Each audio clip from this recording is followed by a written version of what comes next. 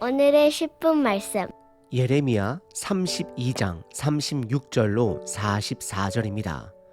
바로 전 본문에서 하나님은 예레미야에게 이스라엘의 우상 제약으로 인하여 그들에게 심판이 있을 것을 명확하게 드러내셨습니다. 그리고 오늘 본문은 그러나로 시작을 하며 심판 이후에 구원이 반드시 있을 것 또한 말씀하십니다. 하지만 그러나로 시작한 그 구원은 심판 이후에 구원이 되는 것입니다. 정해진 심판이 무효가 된다거나 멈춘다라는 뜻이 아닙니다. 말씀대로 심판은 반드시 오고 말씀대로 또한 회복이 있을 것을 말씀하는 것입니다. 그리고 하나님의 구원은 이스라엘이 그 심판을 감당했기 때문에 또는 구원받을 만한 자격이 주어졌기 때문에 주는 구원이 절대 아닙니다. 전적인 하나님의 은혜가 됩니다. 그래서 전 본문에서 말한 하나님의 70년의 심판은 이스라엘로 하여금 그들의 죄를 깨닫도록 하게 하기 위한 심판이 되는 것입니다. 그래서 그 심판마저도 혹독할지라도 은혜의 심판이 된다 말할 수 있습니다. 왜냐하면 목적이 구원이기 때문입니다. 하나님의 본 마음은 오늘 본문 36절 그러나로 시작을 하시며 드러내십니다. 하나님의 목적은 구원 되십니다. 그러면 구원의 정의는 무엇일까요? 우리들이 이 땅에서 잘 먹고 잘 사는 것이 구원일까요? 아닙니다. 구원의 핵심은 하나님과의 관계가 회복되는 것입니다. 그리고 그 관계라는 단어는 정적인 단어가 아닙니다. 지속성의 성격을 지닌 단어입니다. 예를 들어 우리가 첫 부부의 언약을 맺을 때 그때의 마음은 죽기 전까지 부부의 관계를 약속하는 것입니다. 하나님은 영원한 분 되십니다. 그래서 하나님과 관계를 맺는다라는 것은 영원한 관계를 맺는다라는 것입니다. 한순간 일시적인 관계를 갖는 것이 아닙니다. 그래서 구원이라는 말을 또 다른 말로 영생이다라고 말하고 있는 것입니다. 오늘 본문은 전적인 하나님 은혜를 통해 주어진 그분과의 관계에 집중하고 있습니다.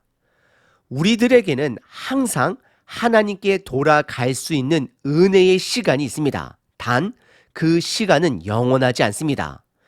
예수님의 두 번째 오심 전까지입니다.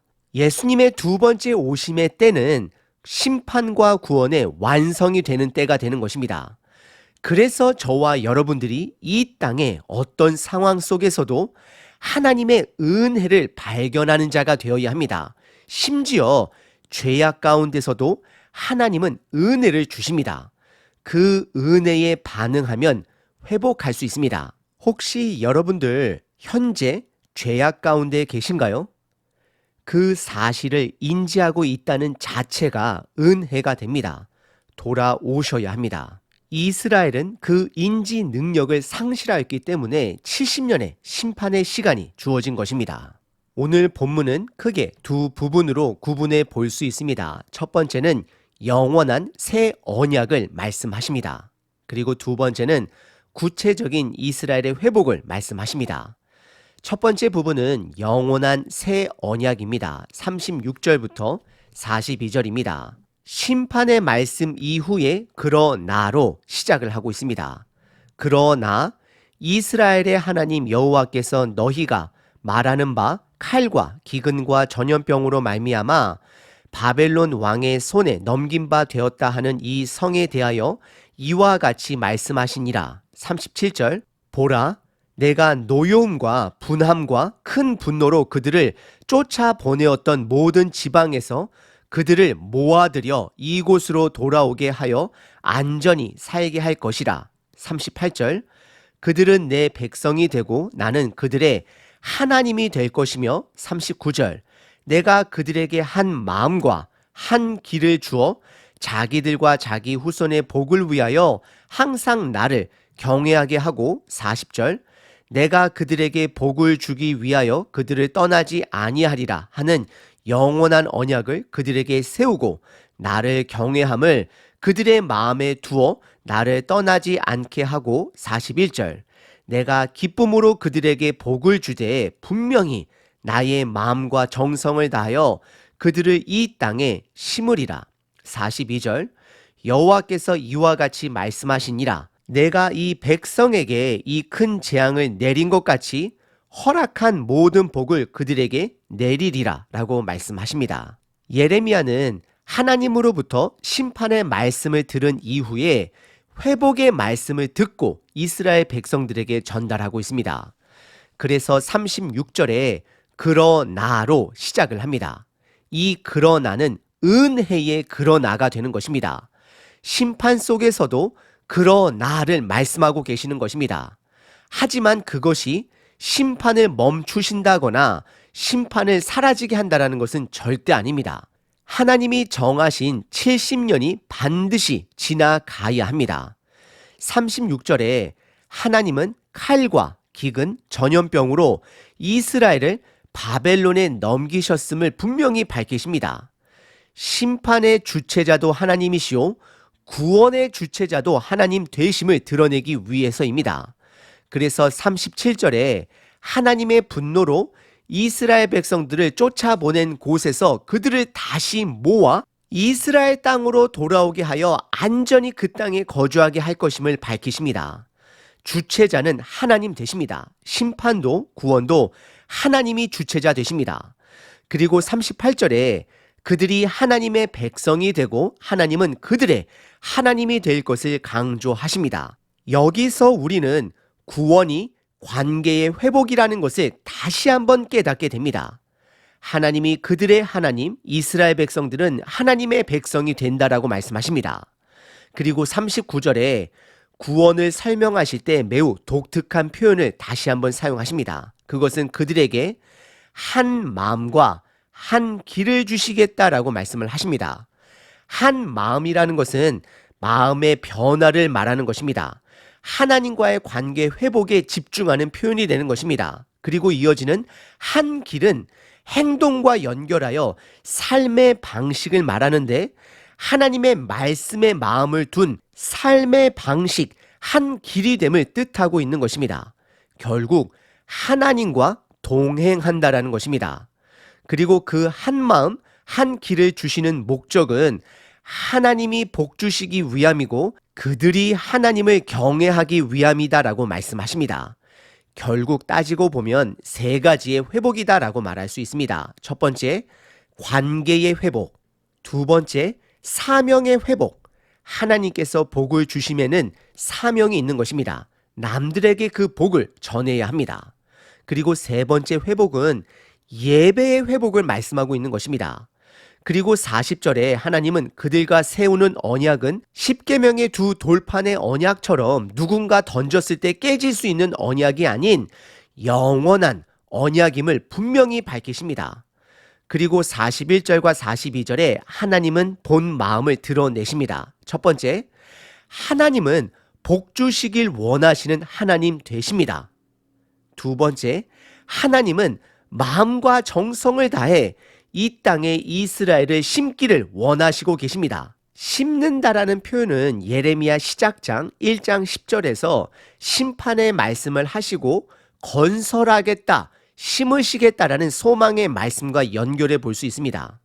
그리고 하나님께서 심기를 원하신다라는 것은 하나님이 주시고자 하는 열매가 있다라는 것입니다.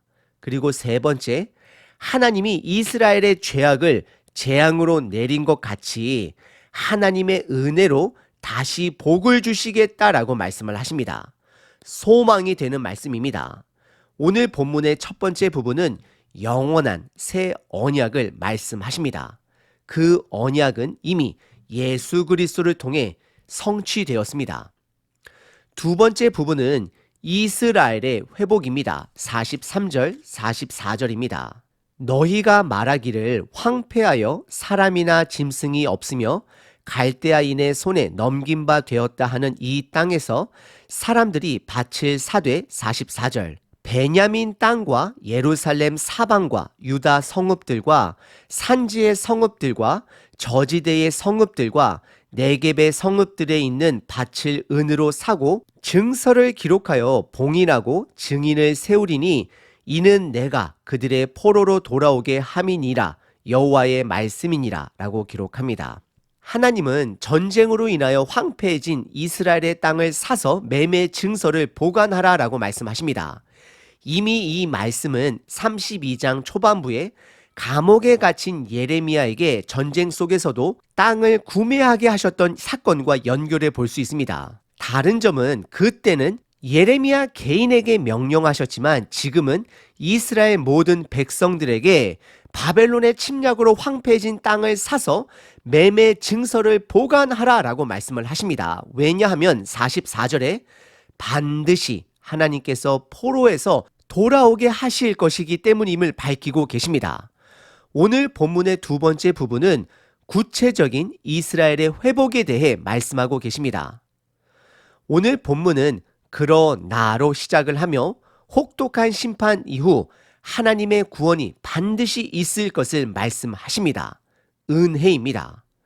하나님이 말씀하신 그 구원은 단지 이 땅의 회복만이 아닙니다. 가장 핵심의 회복은 관계 회복입니다. 그래서 하나님은 한 마음, 한 길이라는 표현을 사용하십니다. 마음의 변화를 통해 새로운 관계 회복을 말씀하고 있는 것입니다. 그리고 영원한 언약을 그들과 세우시겠다라고 말씀을 하십니다. 하나님은 영원하신 분이시기 때문에 영원한 관계, 영원한 언약이 되는 것입니다. 그리고 예레미야 1장 10절에서 이미 말씀한 혹독한 심판 이후에 그들을 다시 건설하고 심겠다라는 말씀과 연결하여 이스라엘 백성들을 이 땅에 심으시겠다라고 표현하십니다. 심으시겠다라고 말씀을 하시는 것은 열매에 집중하고 있는 것입니다. 결국 예수님의 성품에 참여하는, 예수님의 성품을 닮아가는 열매를 말씀하는 것입니다. 어떻게 닮아갈 수 있을까요? 관계입니다. 하나님은 항상 저와 여러분들이 하나님께 돌아오길 바라고 계십니다. 혹시 여러분들 지금 죄악된 삶 속에 계신가요? 그리고 그것을 인지하고 계신가요? 그 지각하는, 그 인지하는 자체가 하나님의 은혜가 되는 것입니다. 돌아오셔야 합니다. 그래서 우리들의 삶은 계속해서 돌아감의 연속이다라고 말하고 있습니다. 돌아감의 과정이다라고 말할 수 있습니다. 그리고 하나님께 돌아갈 수 있도록 가능하게 하는 것은 오직 은혜뿐입니다. 그분의 은혜는 항상 우리들 안에 있습니다. 그 은혜를 인지하셔야 합니다. 은혜에 반응하셔야 합니다. 그럼 회복할 수 있습니다. 예수님을 이 땅에 보내주신 하나님을 찬양합니다. 그 은혜를 깨닫는 자 되게 하소서. 그래서 오늘 하루도 하나님께 돌아가는 자 되게 하소서. 하나님과의 그 영원한 관계의 복을 누리는 자 되게 하소서. 예수 그리스도의 이름으로 기도합니다. 아멘. 항상 기뻐하라. 쉬지 말고 기도하라. 범사에 감사하라.